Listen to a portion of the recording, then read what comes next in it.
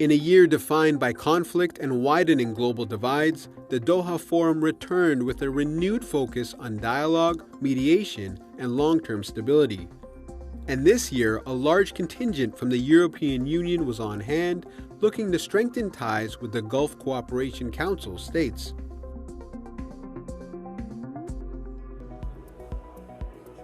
Frankly, in full disclosure, when I was coming here for the first time yesterday, I thought of it as a regional event, but it's not. It's a global event, and as such, it merits the active involvement of key European figures. These two markets, the GCC market and the European market, together they represent the 20%, almost the 20% of the global economy, almost the 18% of the global trade. So we have a huge potential. So it means even that we can reach a huge leverage together, a joint leverage for dealing all over the world and for working in the direction of more peace and more prosperity. Peace and stability remain top of mind, especially for Syria. It's been 1 year since the fall of former President Bashar al-Assad's government, a moment that unfolded during the 2024 Doha Forum. Now, 1 year later, Syria's new president, Ahmed al-Shara, is on the forum's center stage.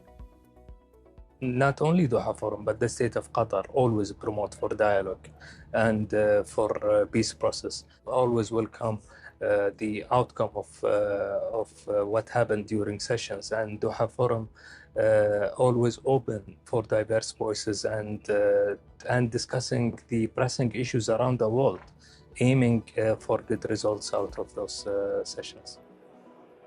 The Doha Forum in particular has been a place that convenes thought leaders and political figures and people working on humanitarian assistance. You saw last year this forum happened at the same time that the regime fell in Syria, and everyone was here.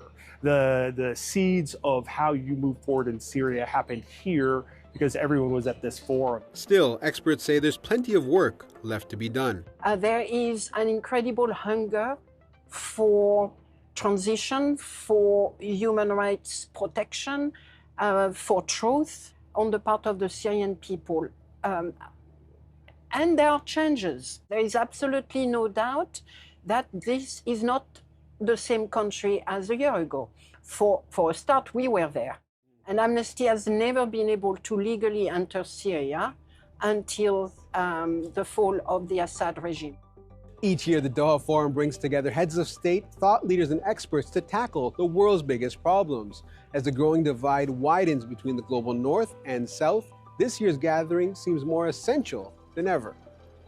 It's a real credit, I think, to Doha, bringing together so many also disparate and different voices to come together and discuss the difficult issues of our day, just like my panel. And coming from the European space, I noticed, some of the debates about, for example, Armenia, Azerbaijan, the conflict there and the solution for that conflict, and the conflict in Ukraine, things which are very close to my heart because they were within the jurisdiction of the court I sat on. So it's an amazing forum, and it's a real privilege to be here. A privilege is also how Mexican architect Frida Escobedo describes being selected to design Qatar's new Ministry of Foreign Affairs building, located at the former General Post Office, just steps away from the forum.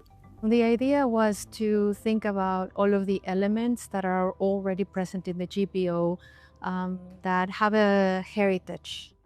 So the idea of repetition, modularity, the idea of protection from the sun and from the weather conditions was a source of inspiration, but we were also thinking how to bring it into new life, and also thinking about what are these elements that continue to work and to continue to be very relevant for the building to be not only something that Qatari people can feel related to and proud of, but also that work very well environmentally. And much like Escobedo's vision of breathing new life into a familiar space, this year's Doha Forum theme, Justice in Action, Beyond Promises to Progress, carries a similar hope.